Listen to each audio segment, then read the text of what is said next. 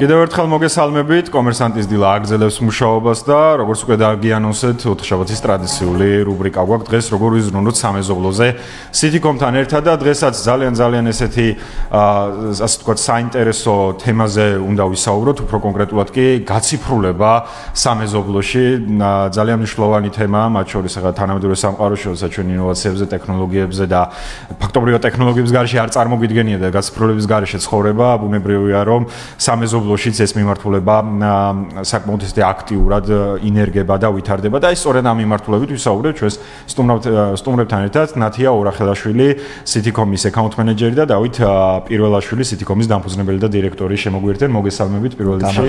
მადლობა გადაცემაში სტუმრობისთვის და მოდი დავიწყოთ საუბარი. ზოგადად ალბათ პირველი რაც ჩვენს ფენელს აინტერესებს, გაციფრულება რას გულისხმობს, მოდი ამით დავიწყოთ.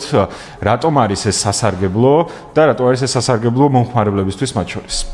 კი ბატონო, 21 საუკუნეში ახლა რეალურად დაინერგა, რომ ყველა საკითხი უნდა გაციფრულდეს, ხომ, რომ კომფორტული გახდეს, როგორც ყველა ჩვენ ყველა მომხმარებელი ვართ, ხო, სხვადასხვა პროდუქტის. აქედან გამომდინარე, ეს უფრო გამარტივებული პროცესი რომ გახდეს ყველანაირ ნაწილში, ხომ? ამიტომ ჩვენს სამეზობლოებს მივეცით ამის საშუალება, რომ ციფრულ სივრცეში შეძლონ როგორც თანხების შეგროვება, ასევე ერთმანეთში კომუნიკაცია. იმიტომ რომ რეალურად ბევრისთვის დისკომფორტი იყო, რადგან არ იცნობდნენ ერთმანეთს, თუნდაც აი რაღაც საკითხების მობილიზება, დანერგვა სიახლეების და ასე შემდეგ. ამიტომ ციფრულ სივრცეში ეს ყველაფერი ერთ პლატფორმაზე მოვაქციეთ და დღეის მდგომარეობით თან მეტად ჩვენ გვაქვს უკვე დიდი გამოცდილება იმ ნაწილში, რომ სადღაც საშუალოდ 550 ახალი მეზობელი ერთიანდება და ერთვება Citycom-ში. კი ბატონო, აი სწორედ შემხედრი კითხვა მქონდა ეს რა როლს თამაშობს მათ შორის Citycom-ი ამ გაციფრულებაში და როგორც ხედავთ, ძალიან აქტიურად, ასე ვთქვათ, უჭერს ხარს გაციფრულებას და მათ შორის საინტერესო მეზობლების დაინტერესებაც უშუალოდ, როგორც ხედავთ, მეზობლების დაინტერესებაც იზრდება. აქ საინტერესოა ტექნოლოგიაზეც ვისაუბროთ, რაც აქვს ზოგადად Citycom-ს, რა ტექნოლოგია დგას Citycom-ის უკან ამ გაციფრულების საქმეში, ამაზეც რომ გითხრათ. დიახ, Citycom-ის უკან დგას ერთის მხრივ ონლაინ სივრცე, სადაც მეზობლები ერთიანდებიან, თანხას აგროვებენ, განკარგავენ გამჭვირვალედ და მეორე მხრივ ეს არის დაშვების სისტემები, რომელიც ზრუნავენ მათ უსაფრთხოებაზე. აი ამ ორი კომპონენტის გაერთიანება Citycom-ი, რომელთაც ჩვენ ვემსახურებთ ჩვენ მომხმარებლებს. კი ბატონო და საინტერესოა მათ შორის როგორ ხდება, თუნდაც როგორ იყენებენ ამ ციფრულ პროდუქტს, აი ამაზეც რო ვისაუბროთ, უშუალოდ გამოყენების პროცესი როგორია. აქ სხვა მიმართულებაა, ხო, გაციფრულებაზე როდესაც საუბრობთ, შემოდის თამაში ტექნოლოგიები, რაც მოითხოვს მათ შორის საერთგვარ შეიძლება მოკლევადიან, მაგრამ დიფუზიის პროცესაც, ხო, როდესაც უნდა შეერწყა ამ ახალ ტექნოლოგიას, შე როგორც ასე ვთქვათ, მომხმარებელი. საინტერესოა როგორ იყენებენ და რამდენად მარტივია მათ შორის აღსაქმელად აღნიშნული, ასე ვთქვათ, მოდელი. კი ბატონო, რამდენიმე პროდუქტს ავაზობთ ჩვენ ამ ციფრულ სივრცეში მეზობლებს და მათზე არის სულად მორგებული ეს ყველაფერი. მათ შორის როგორც კარის დაშვების სისტემებს და დისტანციურად შეუძლიათ მათ არეგულირონ მომცვლელი სტუმრები და ბარათის მეშვეობით მოხდეს ასევე კარის გახსნა, ასევე ყველა მოფინადრეს აქვს სტომა მათ კორპუსში არსებულ თანხებთან დაკავშირებით. ავტომატურ გადარიცხვებთან დაკავშირებით გვაქვს ასევე City პორტალი, სადაც კორპუსის თავმჯდომარეები, ანუ მენეჯერები კორპუსის თავად აორგანიზებენ თანხების გადარიცხვის პროცესს. ასევე გვაქვს ჩვენ პორტალი, სადაც ასევე გაერთიანებულია ჩვენი პროვაიდერები, 3000-ზე მეტი პროვაიდერს ვაერთიანებთ მარკეტის ნაწილში და თავად ირჩევენ უკვე ვინ უნდა აირჩიოს სასურველი სერვისების შესაბამისად. აქედან გამომდინარე, ჩვენი გაყიდვების შემდგომი განყოფილება სრულად არის ჩართული და ამ კორპუსის მენეჯერებს და ყველა მეზობელთან აქვთ კომუნიკაცია, რომ სიტყვიერი თუ ვიდეო გაიდების ნაწილში სრულად პროცესები იყოს გამართული და ჩვენს მთლიანი გუნდი, ასე ვთქვათ, ამ ნაწილში სრულად ვეხმარებით, რომ გავმარტივოთ ეს ყოველდღიურობა.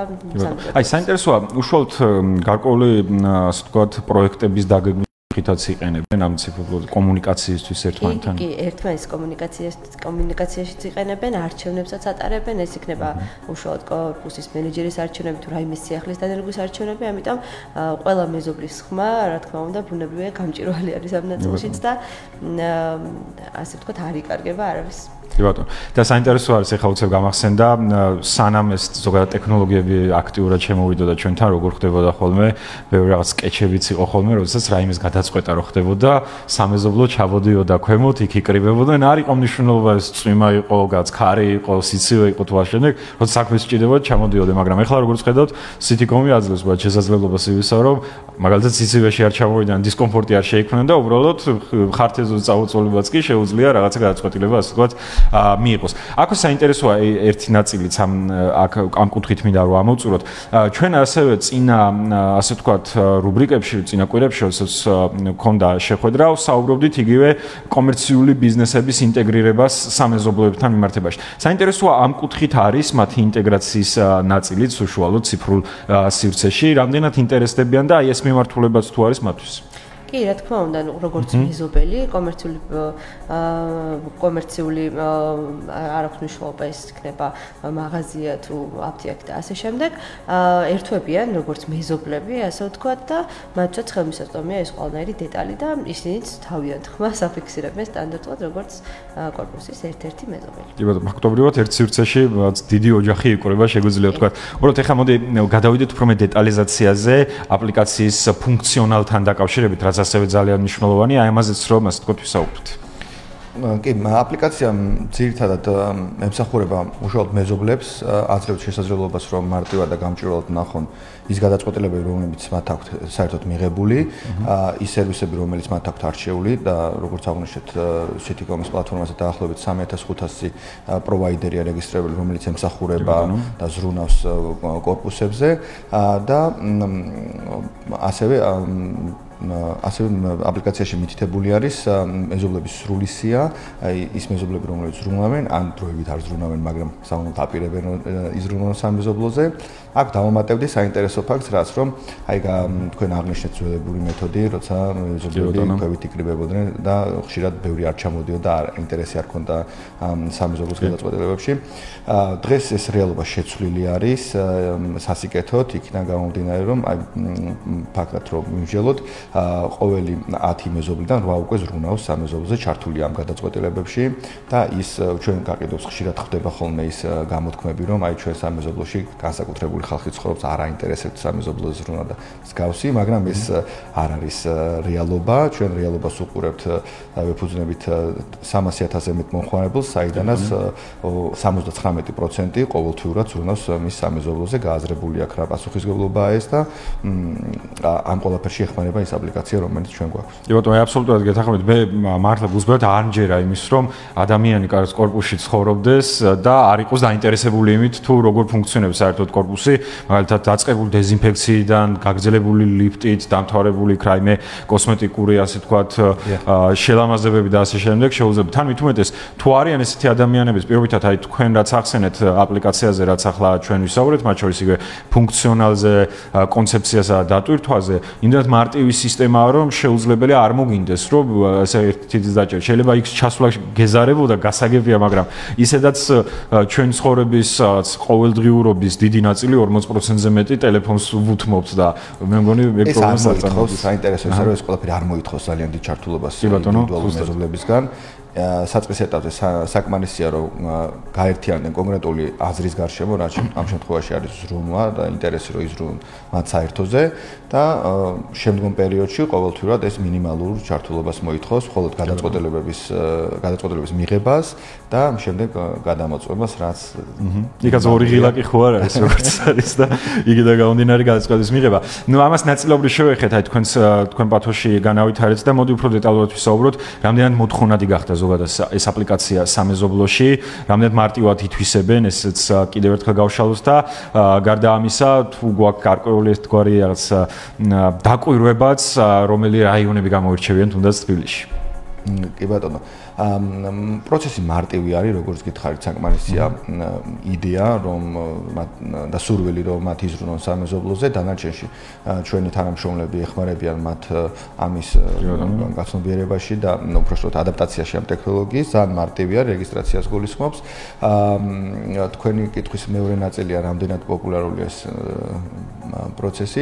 ძალიან პოპულარულია, ნათემაც აღნიშნა, ყოველთვიურად ჩვენ გაყიდვების ძირითადი პროცესი პროცესი გულისხმობს მოთხოვნის დაკმაყოფილებას, მათ დაახლოებით 350-ზე მეტი მეზობლის დაინტერესება ხდება ხოლმე თვის ჭილში და შემდგომ ამ მოთხოვნაზე რეაგირება არის ჩვენი ძირითადი საქმიანობა. საინტერესოა მათი იდეები და მიზნები, რითაც იწყებენ ხოლმე ზრუნვას და პროექტების ჩამონათვალი ძალიან მრავალფეროვანია და ეს ძალიან გვახარებს და ძალიან ვამაყობთ იმითი რა შესაძლებლობასაც როგორც იყენებენ მეზობლები ამ შესაძლებლობას ძალიან საინტერესო პროექტები კეთდება. კი ბატონო, ძალიან მიხარია, ძალიან კარგია ეს ყველაფერი და გარდა ამისა მე ასევე გავიგე ერთი ამბავიც, რომ როგორც ჩანს იგეგმება მათ შორის აპლიკაციის და City პორტალის განახლებაც. აი ამ ფუნქციონალზეც რო ვისაუბრო, რა ფუნქციონალი იქნება, დავაანონსოთ ერთგვარად, რომ ვინც უკვე იყენებს აღნიშნულებას, თქვათ, თუნდაც იგივე აპლიკაციას წინასწარ ასე თქვათ ინფორმირებულები იყვნენ. კი ბატონო, მიზანი არის ამ ყველაფრის კიდევ უფრო გამარტივება და თანამედროვე ტექნოლოგიების უფრო მეტად ადაპტაცია ჩვენ სისტემაში. ვამატებთ ბევრ ფუნქციონალს, თქვენ სწორად ახსენეთ City პორტალს, სადაც ერთ-ერთი წამყვანი იქნება სერვისების მარკეტი, სადაც სამეზობლოებს შესაძლებლობა ექნება იმ მრავალფეროვანი პროვაიდერებისგან სასურველი სერვისების არჩევა. ამავდროულად ვაფართოვებთ უშუალოდ მეზობლებისთვის შესაძლებლობას, როგორც ისიც ადამიანების ნებისმიერი ჯგუფი უკვე ონლაინ სივრცეშია გაერთიანებული, მათ ამისთვის ყველანაირი ხელსაწყო აქვს.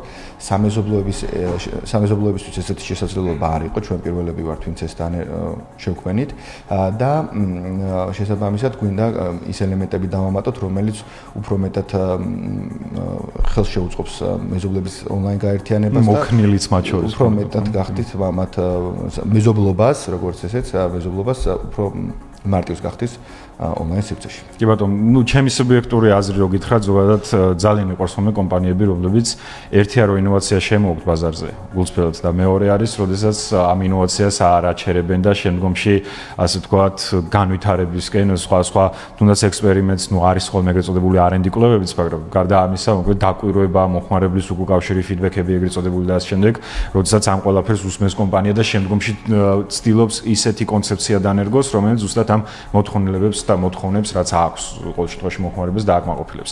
წარმატებები მინდა გისურვოთ, წარმატებები თქვენს აპლიკაციას და განახლებას. შეგახსენებთ, რომ ჩვენი რუბრიკა უკვე ტრადიციული ოთხშაბათის არის როგორ ვიზნუროთ სამეზობლოზე City.com-თან ერთად. დღეს გაციფრულებაზე ვისაუბრეთ სამეზობლოების, ძალიან საინტერესო თემა იყო და ჩვენი სტუმრები იყვნენ ნათია ორახელაშვილი, City.com-ის account manager და დავით პირველაშვილი, City.com-ის დაფუძნებელი და დირექტორი.